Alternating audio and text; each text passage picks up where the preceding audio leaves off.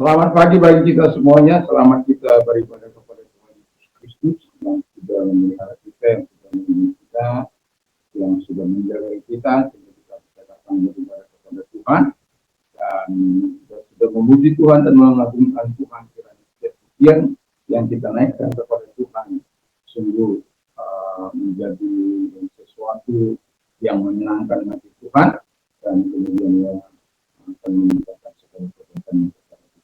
Dan saya ingin juga memberikan salam kepada kita yang ada di luar sana. Salam Indonesia, salam Nusantara dan salam sampai Maroke dari mana sampai Pulau Rote. Mantaplah iman kita, mantaplah kasih kita, mantaplah pengharapan kita tentunya dalam Yesus yang jadi Tuhan dan selamat kita dan juru selamat dunia. Jangan katakan bahwa Yesus bukan Tuhan, jangan katakan pula bahwa Yesus bukan selamat. Dia adalah Tuhan, dia adalah selamat. Kalau engkau percaya, engkau akan diselamatkan. Kalau tidak percaya, engkau akan dihukum.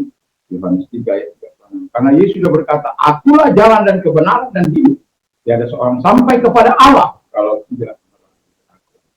Dan juga Petrus mengatakan dalam Kisah Rasul 4 ayat 12, dan keselamatan tidak ada dalam siapapun juga selain dalam Dia Yesus. Karena di bawah kolong langit tidak ada nama lain yang diberikan kepada manusia yang oleh kita diselamatkan. Puji nama Tuhan. Dan Yohanes 3 ayat 6 berkata, karena begitu besar kasih Allah akan dunia ini sehingga dia mengaruniakan anaknya yang tunggal supaya setiap orang yang percaya kepadanya tidak binasa melainkan beroleh hidup yang kekal. Ya, saya dan saudara yang percaya kepadanya akan memperoleh hidup yang kekal. Puji nama Tuhan. Dan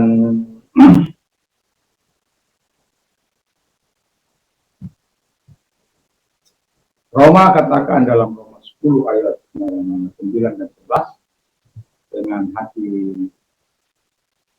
percaya engkau dibenarkan, dengan mengaku engkau diselamatkan, dan orang yang percaya kepada Yesus tidak akan pernah dipermalukan. Semoga kita adalah orang-orang yang menerima segala kebaikan Tuhan dalam perjalanan hidup. Puji nama Tuhan. Kita akan membaca Alkitab kita. Sebelumnya mari kita berdoa. Terima kasih, kami mau dengan segala kerendahan hati menerima segala berkat firman, baik nasihat, teguran, janji, dan nasihat apapun itu Tuhan. Kami mau mengungkapkannya dalam kehidupan kami sebagai orang percaya, dan kiranya Tuhan menolong kami untuk terus melakukan apa yang terbaik di hadapan Tuhan, sehingga keyakinan kami, kepercayaan kami, iman kami tidak akan tergoyahkan karena pengenalan kami akan Tuhan, dan kami mencintai firman-Mu dan menaruh firman-Mu dalam hati kami satu demi satu. Dalam nama Yesus, haleluya. Dalam Alkitab, dalam Mazmur 119 ayat 30, I have chosen the way of truth. Aku telah memilih jalan kebenaran. Lalu kemudian dikatakan, I have set my heart on your law. Aku telah menyetel hatiku kepada hukum-hukum. Ayat itu 30. 31-nya dikatakan, I hope as your statute, O Lord. Jadi aku telah memegang undang-undang-Mu atau peraturan-peraturan Tuhan. Lalu dikatakan, do not let me be put to shame. Janganlah biarkan aku menjadi malu. Dan ayat 31 ini yang seharusnya menjadi bagian kita dalam melaksanakan firman. I run in the way of comments, in the way of your comment. Jadi aku berlari kepada perintah-perintah. Apa membuat dia berlari? Dikatakan, oh Paul, you have set me free, karena engkau telah membebaskan aku. Yesus sudah membebaskan kita dari segala pelanggaran dan segala dosa kita, yang seharusnya kita harus menaruh hati seperti Thomas.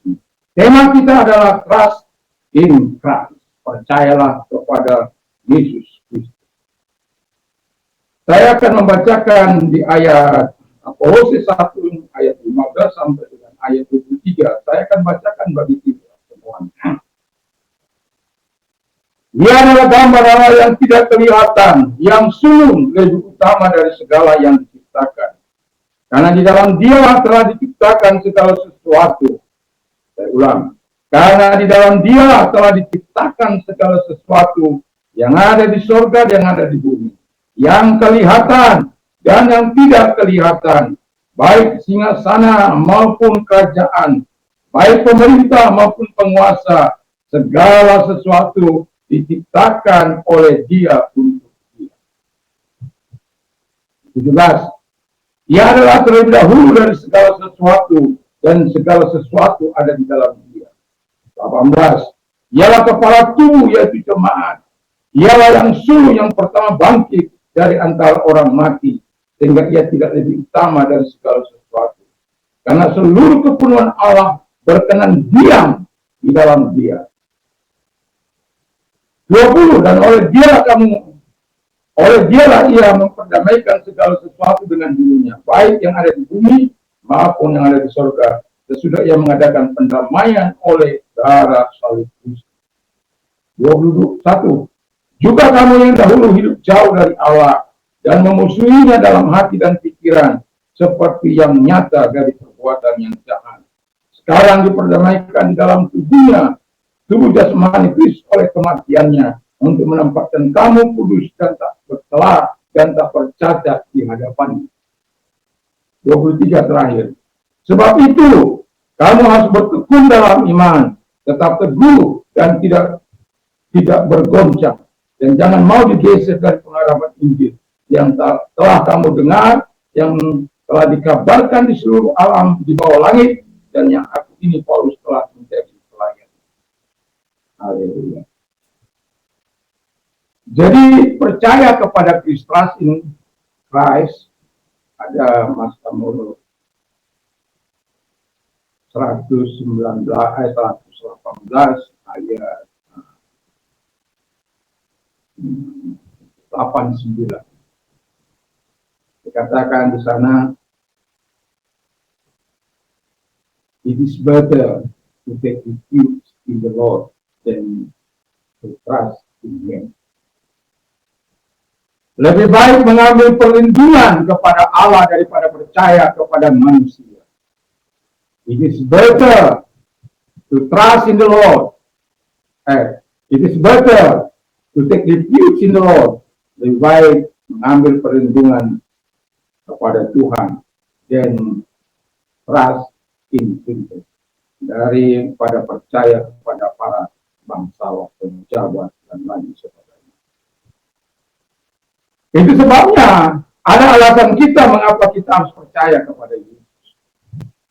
Saya setiap kali ada istirahat, waktu istirahat, saya pasti mencoba untuk memperkatakan firman Allah satu demi satu dalam pikiran saya. Karena saya ingat ketika saya sakit, tidak bisa berpikir betapa lemahnya otak saya dan betapa menderitanya ketika saya sakit dan tidak bisa mengingat apapun dan tidak bisa, ya sekolah semua saya bilang seperti bayi itu, bayi ya usia 60 tahun jadi 3 bulan yang bisa mengatakan mama papa. Dan ketika sakitnya datang, aduh, ampun. Nah, ketika saya sehat, saya merasakan ya sebuah kekuatan yang lebih ya untuk mengingat satu demi satu ayat firman Allah itu.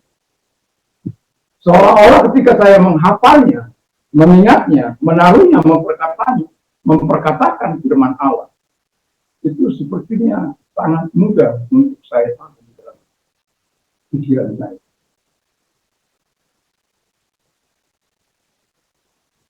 Karena pada waktu itu saya bilang begini, saya tidak mau seperti ini. Kalau boleh lebih di tengah-tengah situasi kondisi yang seperti itu. Manalah mau saya untuk tidak bisa berpikir, tidak bisa menulis, tidak bisa membaca dan lain sebagainya. Manalah mau saya itu. Yang kebiasaan saya dari ujung ke ujung ada buku yang selalu ingin membaca dengan segala keterbatasan saya. Dan tiba-tiba nggak bisa melakukannya. Wow. Dan itu sebabnya ketika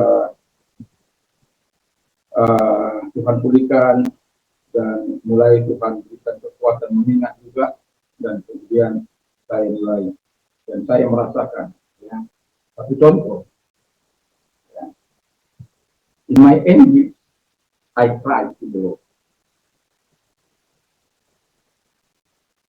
Di dalam penderitaanku, dalam kesusahanku, aku berteriak kepada Allah. He answered me and set me free.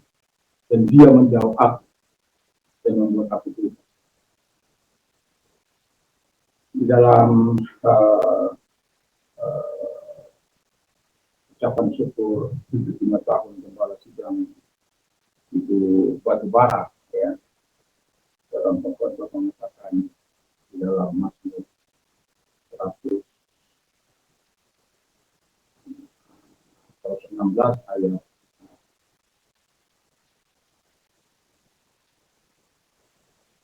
9, ya. Ayat 15. Saya lupa sedikit itu. Tapi hari itu saat kita bisa mendengar perkataan firman Allah dalam bahasa Inggris. Karena memang saya bentuk bahwa ketika ibadah itu saya membawa dalam bahasa sacrifice, ya. Sacrifice, thanks offering to the Lord. Jadi persembahkanlah, kita harus mempersembahkan ucapan syukur kepada Allah. Lalu kemudian fulfill your vows to the Most High. Jadi bayarlah nasarmu, penuhilah nasarmu kepada Allah yang Maha. Dan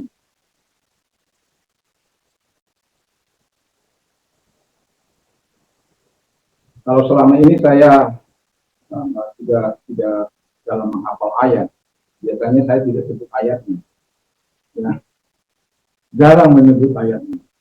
Dan tapi hari-hari ini setiap kali saya mengingat ayat, saya belajar untuk mengingat tempatnya ayatnya, ya. Dan itu bagi saya bilang kepada teman saya, sangat penting. Kita tahu ayat itu, tapi kalau ditanya, kita tahu firman Allah itu, tapi ketika kita ayat berapa, itu banyak kali yang kami kelimpung. Karena sekaligus karena ya sudah kata-kata ini saja, padahal juga tempatnya itu sangat penting. Ya, tetapi di hari-hari ini ketika Tuhan memulihkan sedikit demi sedikit pemikiran saya, dan saya mulai memperkatakan, ya, satu demi satu. Dan saya yang sudah saya hafal, yang tadi saya tidak tahu ayatnya di mana atau ayat itu ayat berapa, saya juga mulai mereview kembali. Salah satu contoh yang dikatakan oleh firman Allah, blessed is the man who doesn't walk in the counsel of the wicked. Berbahagialah orang yang tidak menuruti nasihat orang fasik. Who does not stand in the way of sin, yang tidak berdiri di jalan orang berdosa. And does not sit in the seat of the wicked, yang tidak duduk dalam kumpulan pencemooh. Ayat 2-nya, ya. Ayat 2-nya dikatakan is like ayat 2-nya dikatakan ayat 3 dulu. Ayat 2 sepertinya blank. Ayat 3-nya is like a different question of water if it is good in season to sleep doesn't either whatever it does prosper. Ayat yang ke-6-nya di ayat ke-5-nya dulu. 5-nya dikatakan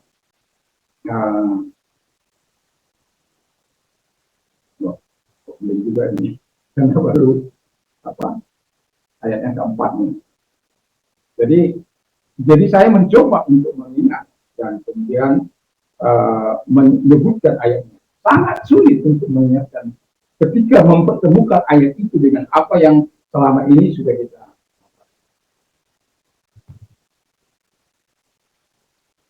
Oh, di ayat duanya di meditate on the word day and night. Jadi dia merenungkan firman Allah itu siang dan malam. Ayat yang keempatnya, he is like a child. Dia seperti sekam, the wind blows yang angin menghembuskannya. Jadi kalau kita ini sudah mulai. Jadi menghubungkan ayat itu dengan apa yang sudah kita tahu itu sangat bagi saya yang sudah biasa memperkatakan firman Allah yang hanya kata-katanya itu sangat sulit. Dan itu sebabnya saya katakan saya belajar untuk menggabungkan untuk hari-hari ini ketika saya harus mereview kembali apa yang sudah saya tahu dan kemudian mengingat ayat 1K itu, ayat 5K itu, kalau ayat yang ke-6 dalam Mazmur 1 ini kan dikatakan, oh, the Lord watches over the way of the righteous, but the way of wicked will perish. Jadi menggabungkan hal-hal yang seperti itu. Jadi ayat 6 mau lompat-lompat pun jadi akhirnya bisa. Ya, mau lompat-lompat pun akhirnya bisa, tetapi tidak semudah apa yang saya katakan. Dan malam ini saya mencoba untuk mengingat apa Mazmur 1 ini. Walaupun ternyata saya pikir saya sudah bisa, ternyata juga masih ada yang belum. Tapi setidak-tidaknya saya sudah bisa menggabungkan 1, 2, 3, dan 5.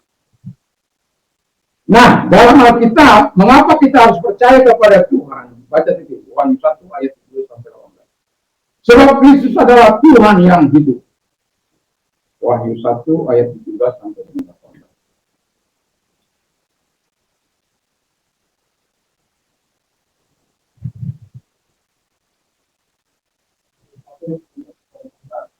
Ketika aku melihat sesudah aku melihat satunya sama seperti orang yang mati. Tapi ia meletakkan tangan kanannya di atasku lalu berkata, jangan takut, aku adalah yang awal dan yang akhir dan yang hidup. Aku mati, namun ingatlah aku hidup sampai selama-lamanya dan aku mengubah segala maut dan kerajaan. Iya, dari ayat bagian ayat 17, lalu berkata, jangan takut, aku adalah Alfa yang awal dan yang akhir. Alfa Omega. Ya, yang hidup, aku telah mati, namun lihatlah, aku hidup sampai selama-lamanya. Dan aku memegang segala kunci maut dan kerajaan maut. Dia hidup selama-lamanya. Seorang berkata kepada saya di dalam apa saya, dia itu kan mati. Masa Tuhan mati?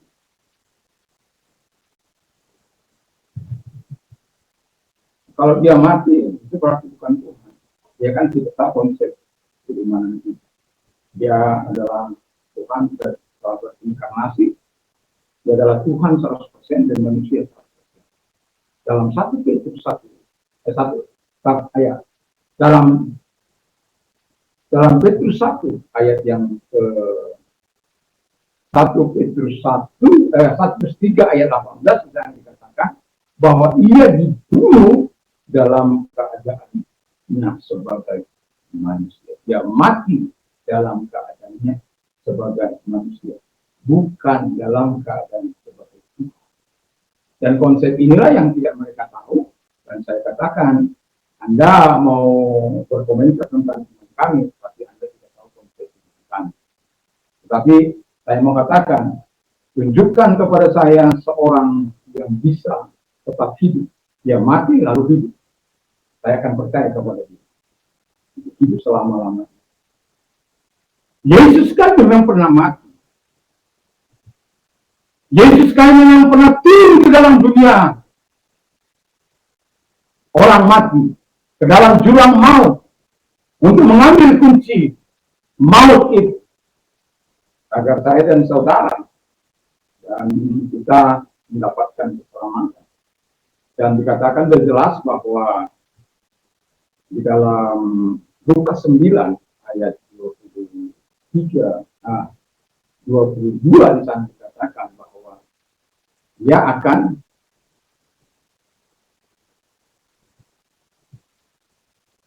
dianiaya oleh para ahli-ahli Taurat, oleh orang ahli-ahli Farisi, dan pada hari yang ketiga dia dibangkit. Jadi sebelum dia mati, dia sudah berkata, pada hari ketiga aku dibangkitkan. Siapa yang seperti dia? Tidak ada. Itu sebabnya dari ayat yang kita baca, bahwa mengapa kita harus percaya? Karena yang pertama, Kristus adalah Tuhan yang hidup untuk selama-lamanya. Dia memang pernah mati. Kita juga mengakuinya dia pernah mati. Tapi saat ini, kunci jurang maut dan maut itu ada di dalam tangannya. Jadi yang mau masuk ke dalam kunci jurang maut, atau pada maut itu sendiri, Tuhan yang memasukkan. Sebenarnya tujuan Tuhan bukan untuk memasukkan ke dalam kerajaan neraka ini orang-orang yang percaya, tapi kepada setan. Tetapi karena manusia mengikuti setan yang tidak percaya kepada Yesus yang sudah bangkit, yang sudah menembus dia, dan pada akhirnya dia bersama dengan kita. Dan saya katakan sebagai hamba Allah, jangan pilih jalan itu. Kalau ada kesempatan, masih ada kesempatan untuk bertobat. Serahkan diri kepada Tuhan. Alkitab sudah mengatakan bahwa dia adalah Alfa Omega, yang awal dan yang akhir. Aku hidup untuk selama-lamanya. Memang, kalau memang dia telah mati, tapi lihatlah, aku hidup untuk selama-lamanya. Dan ini yang tidak dimiliki pendiri-pendiri agama yang lain. Ini yang tidak dimiliki pencetus ide-ide kebaikan atau ide-ide untuk melakukan apa yang dikatakan oleh Tuhan, yaitu untuk percaya kepada kasih karunia. Dan manusia yang mendapatkan kasih karunia pasti dia percaya kepada Tuhan Yesus Kristus. Itu yang pertama. Yang kedua, sebab Kristus adalah sumber dan asal mula gereja. Jadi kita katakan dari yang kita baca bahwa dia adalah kepala. Kadang saya miris karena apa? Ketika Yesus menjadi kepala gereja, seharusnya seluruh apapun yang diperintahkan oleh kepala ini, kita harus lakukan. Tapi pada kenyataannya kita tidak bisa melakukannya dengan baik. Yang paling mirisnya adalah ketika kita mengaku gereja Tuhan, dia sebagai kepala, tapi tindakan kita menghancurkan tubuh Kristus, melakukan kejahatan, melakukan dosa, sementara dia adalah sumber asal mula gereja, sumber dan asal mula gereja. Jadi gereja itu ada karena dia, gereja itu terpelihara karena dia, gereja itu diberkati karena dia, gereja itu mengalami masa-masa sulit juga karena dia. Dan tadi yang jelas ketika kita tahu bahwa bagaimana Paulus segala kenyataannya atau Paulus pada waktu itu dengan segala kenyataannya dan membunuh tidak dapat hukuman, tetapi dia malah disorak sebagai seorang pahlawan, sebagai orang hebat oleh orang-orang Farisi. Tapi ketika dia menuju Damsik, hampir ke daerah Damsik, Tuhan bertemu dengannya, dan pada akhirnya dia berkata, siapa kamu ini? Aku Tuhan yang kamu anai. Ya, kapan aku menganiaya Tuhan? Aku tidak pernah menganiaya Tuhan. Betul, nanti nggak pernah. Kok bisa menganiaya? Iya, karena kamu menganiaya gereja. Jadi gerejanya yang dianiaya, tapi Tuhan yang merasakan. Tuhan yang menderita, walaupun kita memang mengalami hal yang sama, ya. Tapi Yesus tidak merasakan apa yang sama. Dan itu sebabnya kepercayaan kita kepada Kristus tidak boleh hambar. Kepercayaan kita kepada Kristus tidak boleh tawar. Di tengah-tengah sakit saya, satu hal yang saya tahu ketika perjuangan iman itu, hanya saya tahu, hanya Yesus yang ada di pikiran saya, di otak saya, di pikiran apa yang iman saya, hanya ada satu itu, Yesus. Dan ketika saya mengatakan masa-masa sulit saya itu, yang harus pada mulanya harus pasrah dengan keadaan, dengan sakit itu. Tapi ketika Tuhan ingatkan untuk bangkit melawan, dan saya melakukan itu, ada saat di mana kita tidak berdaya. Sungguh, ada saatnya seolah-olah kita tidak bisa melawan setan itu. Sampai Tuhan ingatkan kita bahwa kuasa ada di dalam kehidupan kita sebagai orang percaya kepada Dia. Dan Dia yang selalu menyertai aku, menyertai kau sampai pada kelancaran waktu bayar kita. Tetapi saya mau katakan bahwa Allah kita yang Immanuel itu, Allah yang menyertai kita, dia perlu masuk sebenarnya kita dalam menghadapi tantangan, aniaya, persoalan yang timbul di tengah-tengah dunia ini. Ya mungkin bagi orang-orang yang ada di Kongo saat ini, yang baru tanggal 25 Februari itu kepalanya dipenggal, tubuhnya dipenggal-penggal oleh orang institusi teroris, ya. Itu mungkin, tapi berita dunia nggak ada. Kita tahu dari mana Open Doors yang memberitakan, walaupun kalaupun ada di berita-berita apa itu, ya orang atau itu berita aja yang memberitakan. Tidak disorot habis. Coba mereka, wow. Tapi ya begitulah. Ya. Saya yang mengatakan semoga mereka yang ada di Kongo dengan segala pergumulan mereka menghadapi mereka sampai mengungsi dan Afrika itu ada banyak kesulitan yang ditimbulkan oleh teroris Boko Haram. Boko Haram itu lebih sadis. Sadisnya itu apa? Dia memvideokan orang-orang yang dibunuh, yang dipenggal kepalanya. Sekarang kita hampir tidak bisa menemukannya. Tapi sebelumnya, tapi dari situ juga ada banyak dari anggota mereka yang diakhirnya percaya. Agama apa ini?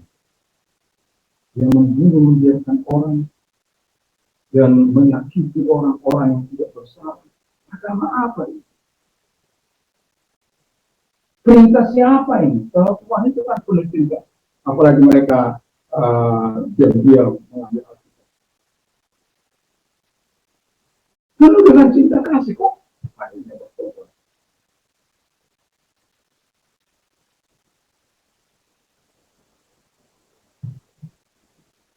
Dimanapun gereja akan tetap mengalami pembelaan, maukah itu di Korea Utara, maka di daerah-daerah tertutup lainnya, gereja tidak akan pernah mati.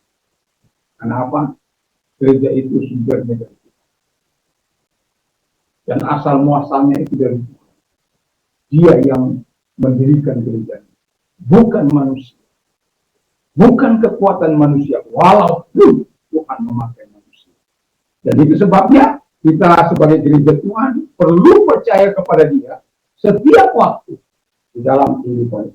Sehingga kehidupan kita adalah kehidupan yang menjadi terang, gereja yang membawa berkat, bukan gereja yang membawa hukum. Karena apa? Diperintah oleh Sang Kepala, yaitu Yesus. Saya tidak bisa bayangkan, kami setiap pagi, ya, dan setiap kali saya tadi bangun jam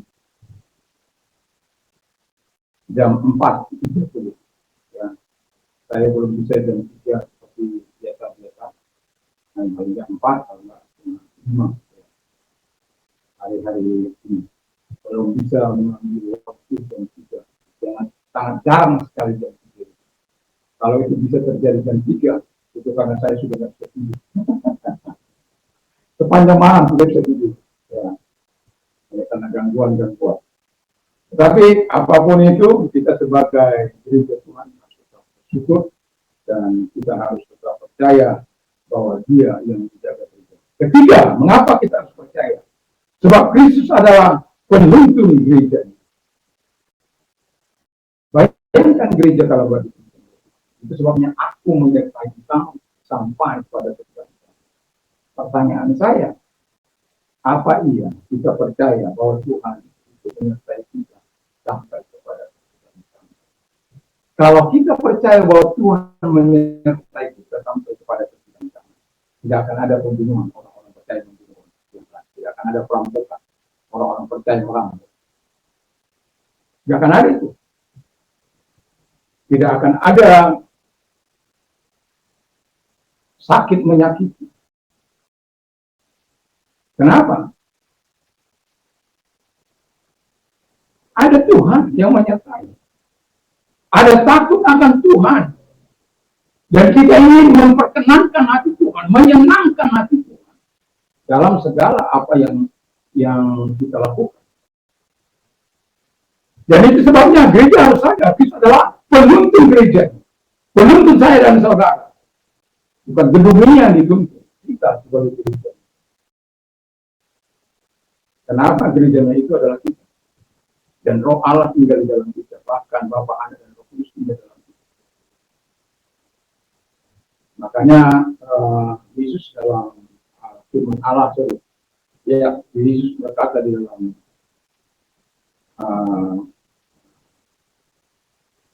Yohanes 15 ayat 5, katakan, You are the branch, I am the vine, you are the branch. Akulah pokok anggur, dan kamu adalah sampingan. He who abides in me, dan dia yang tinggal dalam aku, and I abide in him, dan aku tinggal di dalam dia.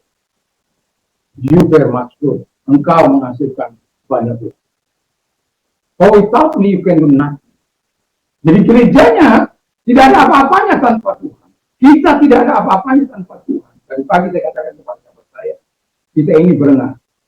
Kita ini kain larah yang tidak berarti, rumput kering, uap yang tak berarti tanpa Tuhan. Dan itu sebabnya kita sebagai hamba-hamba Tuhan harus berpegang pada kebenaran Tuhan. Harus percaya kepada Dia yang memberikan kekuatan, yang memberikan kuasanya kepada kita. Kalau Tuhan tidak memberikan kuasanya kepada kita, kuatnya kepada kita, eksosialnya kepada kita, wah itu kekuatan. Eksosial itu kuasa. Salomnya. Ya. Kalau Tuhan tidak diberikan itu kepada kita, wah, bahkan bagaimana? Itu sebabnya Tuhan katakan Dia pemimpin. Dia memberi aku menyertai kamu sampai kepada kita. Tapi kita lihat saja di tengah-tengah masyarakat. Apakah kehadiran Yesus, penyertaan Yesus yang menyertai dia sampai kepada tujuan kami? Dia sadar kita semua.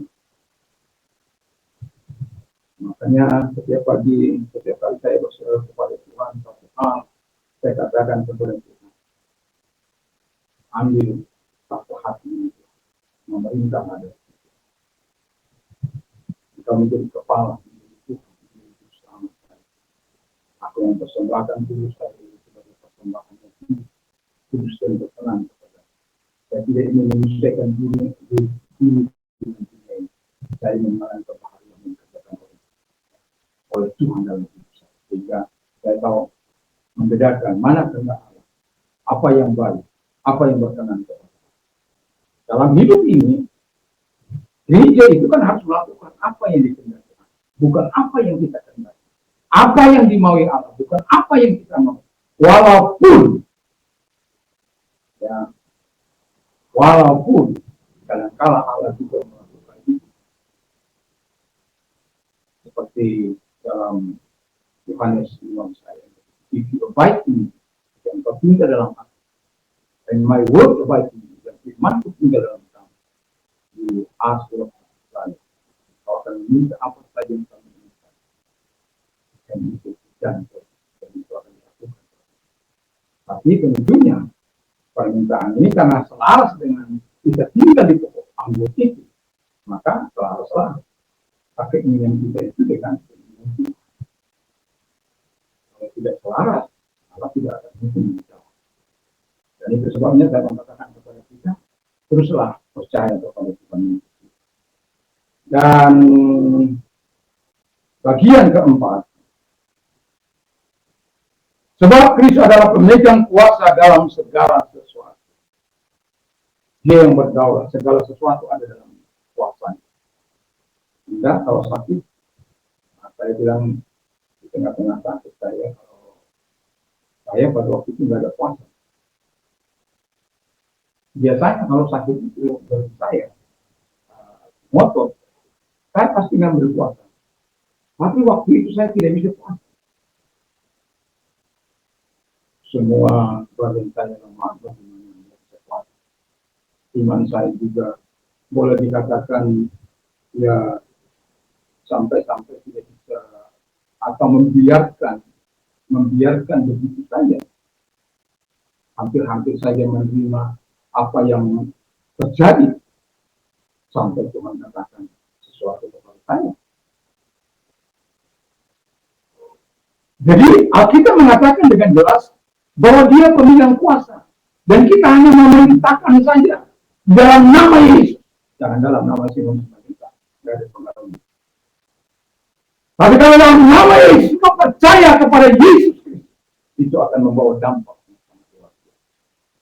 Itu sebabnya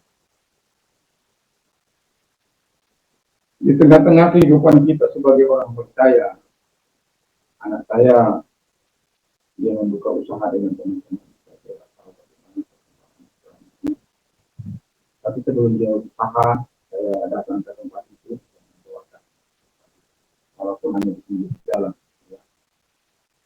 Tapi ada orang-orang yang akan mencari makan. Bukan hanya dia, ada beberapa temannya yang mereka bersama yang gemuk-gemuk, yang lain nggak tahu apakah. Dan kalau saya datang bertemu itu, yang saya temukan yang gemuk yang ada di situ. Dan pada waktu itu saya nggak tahu ramenya itu atau rame bermain gitu. Saya tidak tahu. Pas waktu itu saya datang, yang mau saya katakan adalah setiap kali dia pergi minta doa supaya kalau saya tidak sempat atau dengan kamar mandi, saya suruh memaknya atau minta sama itu penting. Ya. Dan ketika kita melakukan itu, kita sedang menjalankan apa yang kita percaya.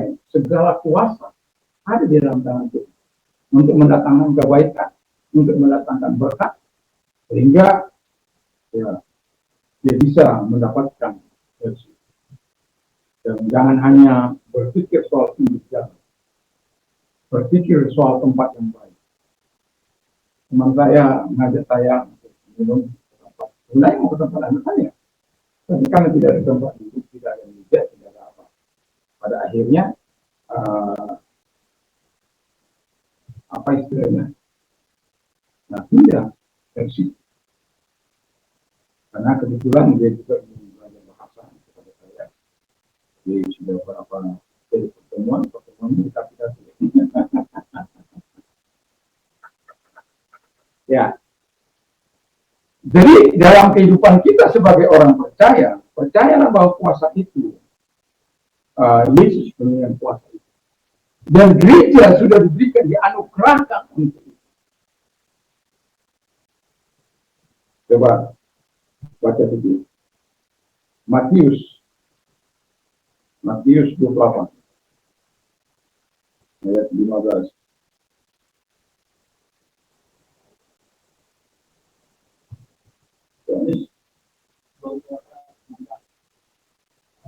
mereka menerima uang itu dan membuat sekian mereka dan ketika ini sekian yang terjadi Ayat 18. jadi lokasi mereka terdekatkan pada itu dan memberikan kuasa spiritual di Jadi ada orang-orang yang bisa disuap.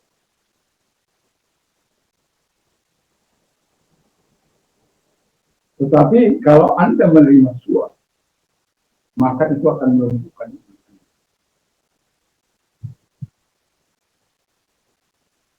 Satu dosa, satu kejahatan, satu tindakan yang tidak diakui, satu dendam yang tidak diakui di hadapan Tuhan, itu akan melumpuhkan.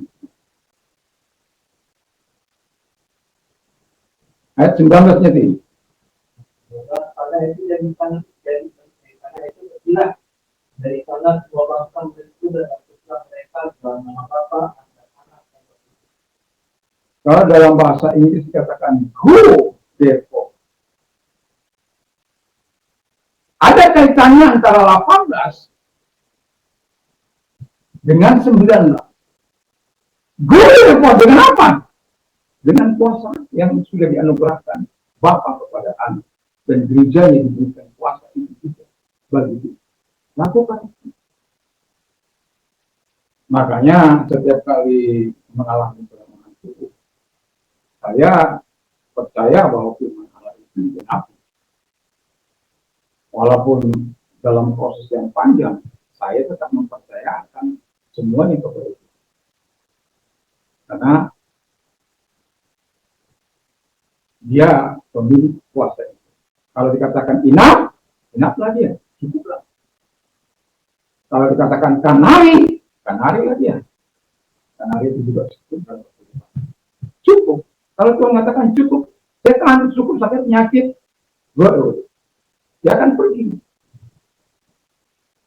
Kadang kita melihat proses itu. Kita melihat bagaimana air diproses. Dan saya merasakan bagaimana diproses.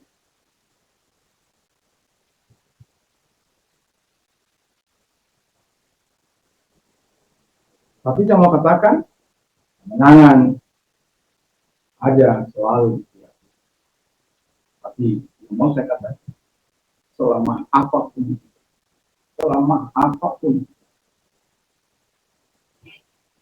sesakit apapun, mungkin kita mengeluh,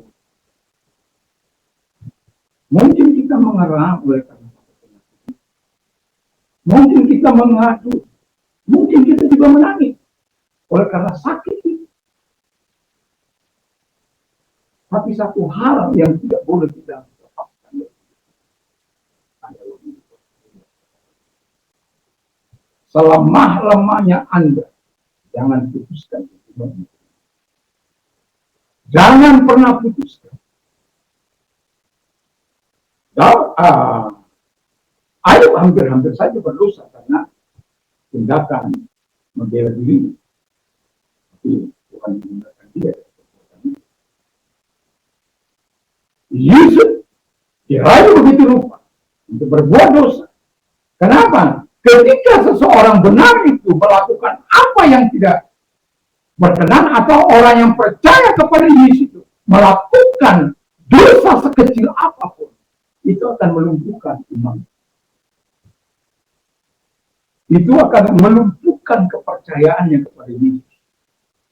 Itu akan melumpuhkan dia mempercayai kuasa Allah yang maha besar itu. Jadi itu sebabnya saya katakan jangan pernah berpikir sekecil apapun tentang Tuhan. Luruskan niat, luruskan pikiran, luruskan hati, luruskan luruskan perbuatan kita. Dan kita kalau biasa mendapatkan sesuatu yang baik. Kepercayaan kita satu kali pasti. Apakah kepercayaan kita kepada Kristus sungguh-sungguh kita pegang sesuatu yang mana? Atau karena kita menikmati hal-hal yang baik. Mari kita berkata seperti Mazmur 119 ayat 56. This has been my practice. Apa ini? I will obey your word. Aku akan mentaati. Jadi kalau kita mentaati firman-Nya, sesuatu yang luar biasa. Ayat 18 dalam Mazmur 119. Do good to me, O Lord, and I will live. Lakukanlah yang baik kepada aku, Tuhan, dan aku akan hidup. Dan kalau kita hidup, apa yang akan kita kerjakan? Pemazmur mengatakan, I will obey your word, dan aku akan taat kepada kita. Wow. Dan Mazmur 119 ayat 57 mengatakan dengan jelas, You are my portion, Lord. Engkau adalah bagianku, ya Tuhan. I have promised to obey your word. Jadi semua orang akan mengatakan aku akan taat kepada firman. Biarlah kita sebagai orang percaya yang percaya kepada Kristus, kita akan mengambil sebuah keputusan, sebuah sikap dalam menjalankan hak Allah.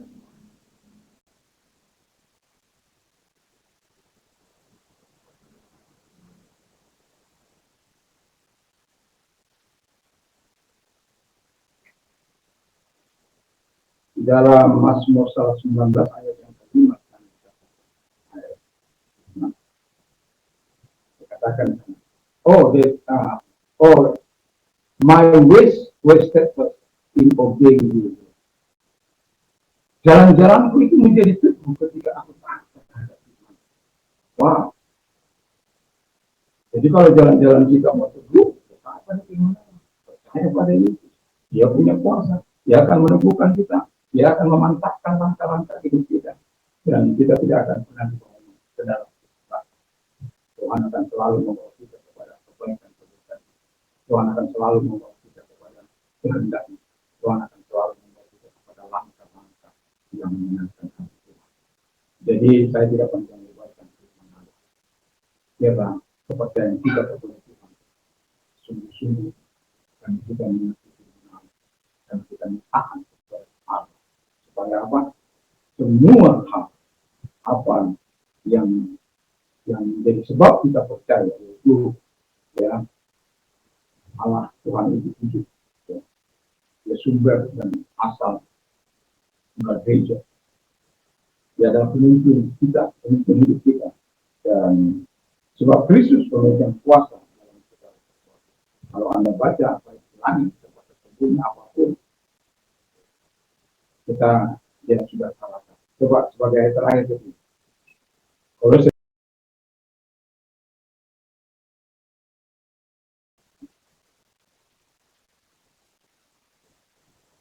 2 ayat 15.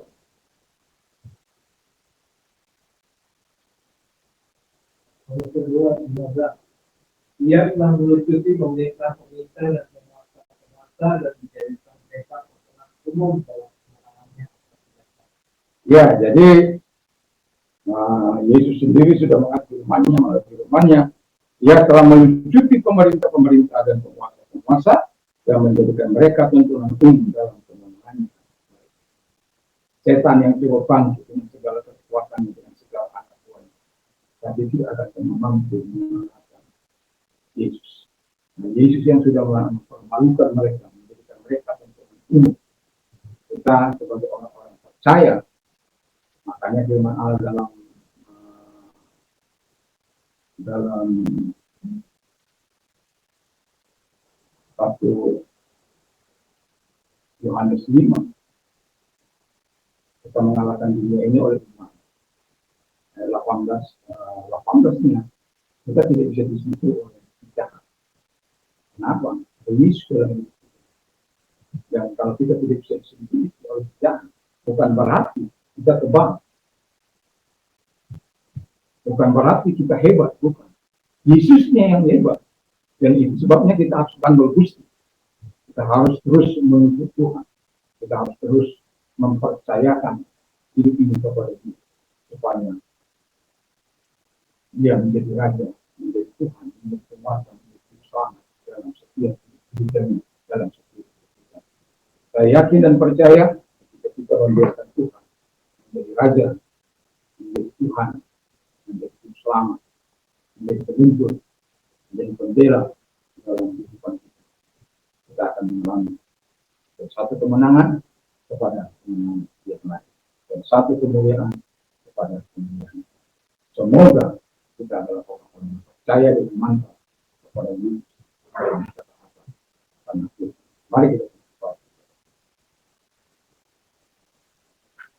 Terima kasih Tuhan, kami sudah mendengarkan firman-Mu dan kami sudah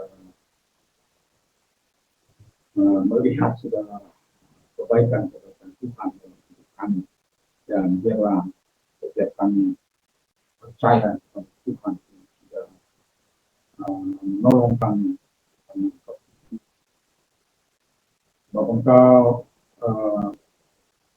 sumber dan asal muasal gereja yang kita lalui, dan Engkau adalah sumber dan segala kuasa di bawah sumber, dan gereja bebas untuk menikmati kuasa dari kerajaan Allah.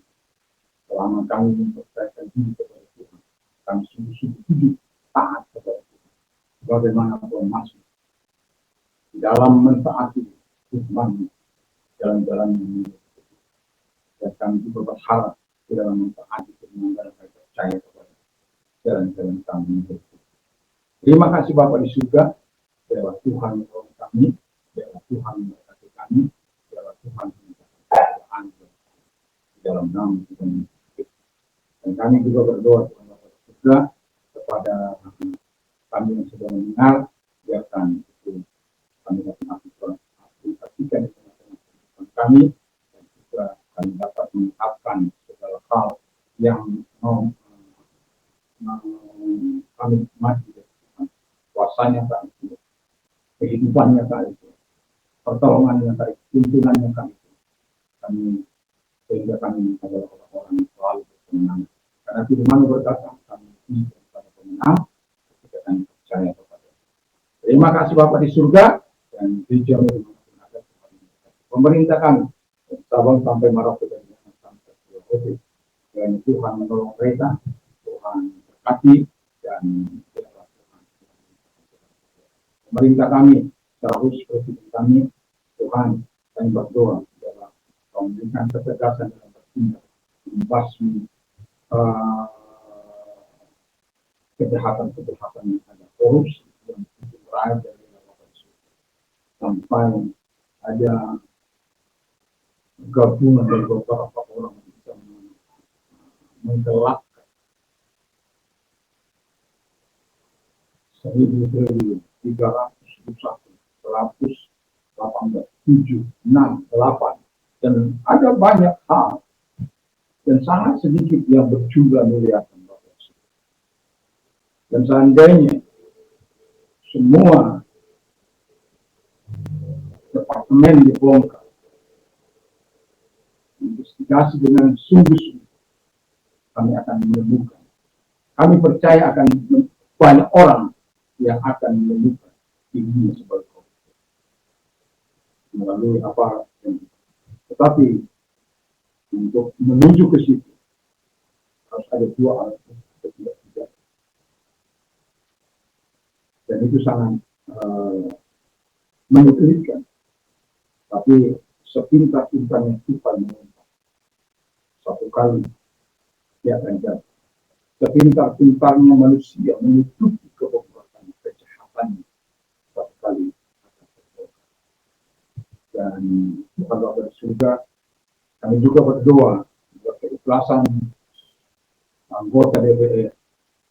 Nah, kadang-kadang anggota DPR ini kami juga yang bermain, sehingga mereka tidak mengizinkan untuk mengambil harta yang sudah dikorupsi oleh para koruptor. Dan Bapak di surga, Tuhan tolong pemerintah kami bisa menentukan. Presiden bisa mengeluarkan peraturan pemerintah untuk hal itu. Sehingga melakukan itu, dan kami melihat bagaimana negara ini hampir tidak tertaruhkan dalam berbagai inovasi, penemuan-penemuan baru, baik dalam hal membangun jembatan, membangun jalan raya, membangun apapun itu, persaingan yang kuat antara mereka dan Amerika ini membuat adanya tegangan dan ketegangan di antara mereka.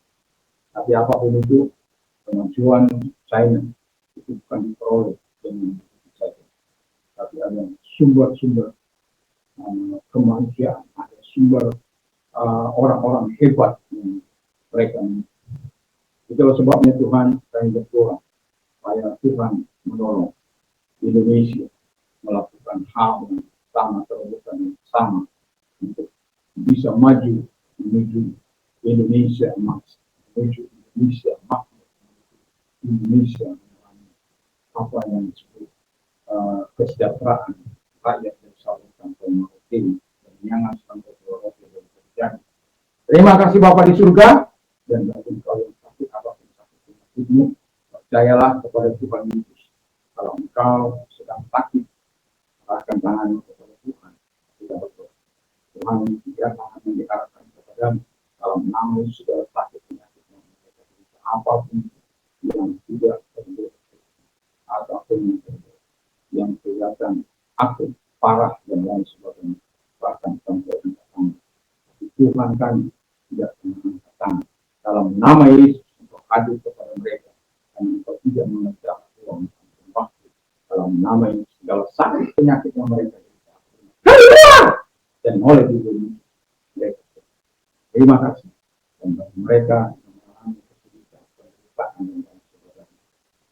Bagaimana perempuan berkata, in my enemies, I cry, di dalam penderitaan dan kesusahan aku berteriak kepada Tuhan. Bagaimana Mazmur 119 ayat yang kelima, dan Tuhan sendiri baik ini yang menjawab aku dan membuat aku. Dan engkau juga yang berkata dalam Mazmur 55 ayat 15. Call upon me in the day of trouble, and I will answer you, and you will answer. Berserulah kepada waktu aku akan menjawab, aku akan melepaskan dan kau akan menemukan. Terima kasih buat di atas dan firman Allah inilah dan berdiri. Engkau yang memberikan solusi dan jalan keluar bagi mereka. Kalau engkau angkat tangan, mengerjakan angkat dia tangan yang diarahkan kepada mereka datang memohon pertolongan kepada Tuhan, dan engkau datang kepada mereka, engkau menguatkan mereka karena firman mereka dalam Filipi 4 ayat 13, I can do all things through Christ who strengthens me. Dalam perkara dapat ketanggung oleh Kristus yang memberikan kekuatan kepada. Terima kasih Bapak di surga. Terima kasih. Kami bersyukur dan orang-orang percaya apapun pekerjaannya, Tuhan tolong memberkati. Orang-orang yang tidak percaya juga Tuhan memberkati. Tidak telah Indonesia dari tahun sampai Merauke dan anak-anaknya semua yang sedang kerja juga Tuhan tolong mereka. Dan apapun pekerjaan mereka selama menyenangkan hati Tuhan. Terima kasih, kami bersyukur, kami bersyukur. Sekarang pulanglah dengan membawa damai sejahtera daripada Tuhan Yesus. Ketika Bapa dan juga persekutuan kuat kuasa Roh Kudus yang menguatkan, menentukan, menopang, memberikan kekuatan kepada kita sehingga jalan-jalan kita tetap kuat di dalam nama Yesus. Haleluya. Amin.